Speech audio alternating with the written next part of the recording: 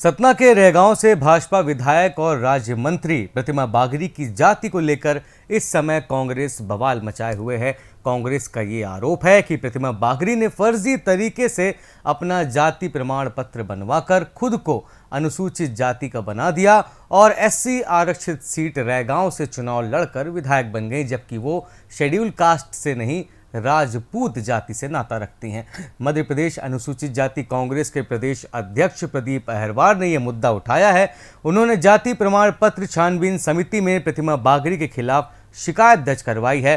प्रदीप अहिरवार ने यह दावा किया है कि उनके पास इस बात के पर्याप्त सबूत हैं जो ये साबित करते हैं कि प्रतिमा बागरी शेड्यूल कास्ट की नहीं हो सकती। वे राजपूत समाज से आती हैं और उन्होंने फर्जी तरीके से अपना जाति प्रमाण पत्र बनवाया है।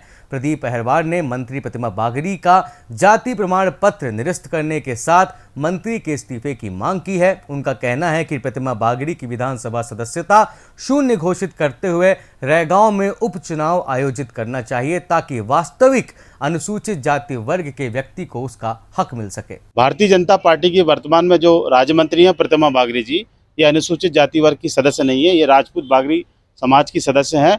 ये अनुसूचित जाति वर्ग से आने वाली बागरी समाज का हकमारी कर रही हैं और अनुसूचित जाति वर्ग से जो प्रत्याशी चुनकर आता तो वो समाज का प्रतिनिधित्व करता है, ये समाज का प्रतिनिधित्व नहीं कर रही है।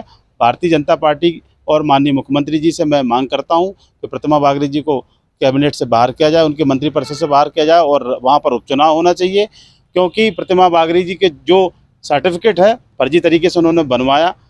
राज्य शासन के आदेश हैं, छानबीन समिति के आदेश हैं कि बिंद के, महाकौशल के और बुंदेलखंड के जो बागरी समाज के लोग हैं ये राजपूत समाज के लोग हैं, एक मालगुजार हैं, संपन्न है, इनके साथ छुआछूत नहीं होती और जो आरक्षण का जो पहला आधार है वो छुआछूत है। इसलिए प्रतिमा बागरी जी अनुसूचित जाति वर्ग की सदस्य नहीं है। मैंने आज शिकायत दर्ज कराई है पूरे सबूतों के साथ, शपथ पत्र के साथ छानबीन समिति में, और मैं पुनः माननीय मुख्यमंत्री जी से कहूंगा कि इन प्रतिमा बागरी जी को अपनी मंत्रिपरिषद से बाहर कर। कांग्रेस नेता ने यह भी कहा है कि अगर राज्य सरकार इस मामले में निष्पक्ष जांच नहीं करती है तो पार्टी हाई कोर्ट की तरफ रुख करेगी और सड़क में उतरकर आंदोलन भी करेगी।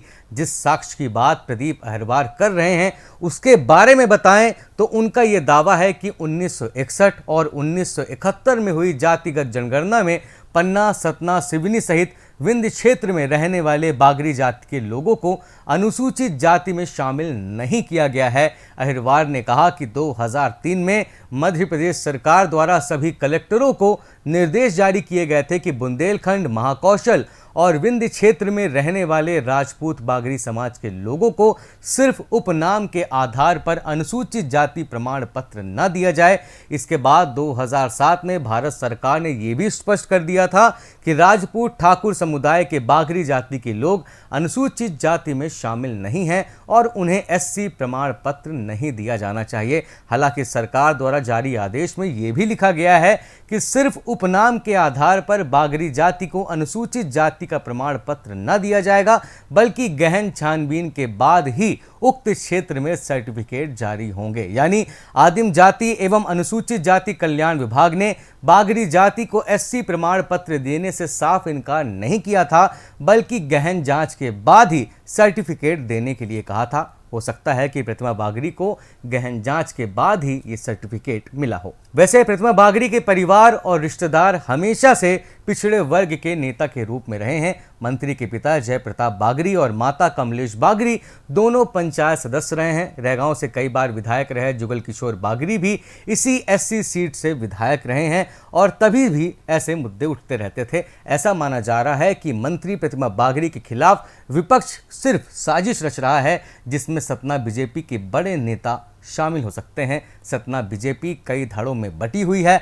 महापौर की अलग टीम है, सांसद की अलग टीम है। हाल ही में सतना बीजेपी अध्यक्ष का जो चयन हुआ था उसमें भी आपसी खींचतान देखी गई और इसी खींचातानी की वजह से सतना जिला अध्यक्ष के चयन में काफ़ी देरी भी हुई। अलग अलग धड़ों के बीजेपी नेताओं में अपने करीबियों को सतना बीजेपी अध्यक्ष बनाने की होड़ मची थी, मगर अंत में सतना सांसद की पसंद पर ही अध्यक्ष चुन लिया गया, जिसे लेकर इन धड़ों में अनबन बनी हुई है और खींचातानी अभी भी मची हुई है। इन बड़े नेताओं को इस बात का भी डर है कि कहीं प्रतिमा बागरी आगे जाकर उनकी कुर्सी में न बैठ जाएं। बहरहाल इस मामले में हमने मंत्री प्रतिमा बागरी से भी उनका पक्ष जानना चाहा, मगर इस मामले में फिलहाल उन्होंने कुछ भी कहने से इनकार कर दिया। ऐसी चर्चा है कि प्रतिमा बागरी अब प्रदीप अहरवार के खिलाफ मानहानि का केस दर्ज करने वाली हैं।